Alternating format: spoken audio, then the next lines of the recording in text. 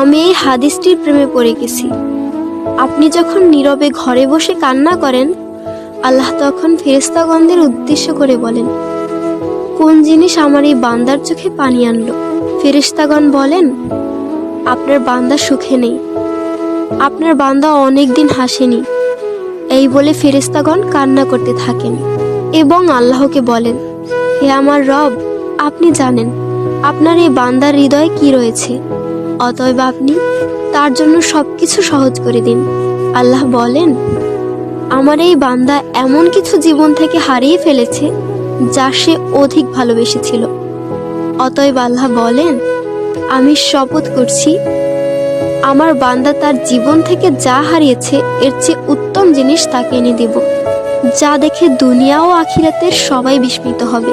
আলহামদুলিল্লাহ।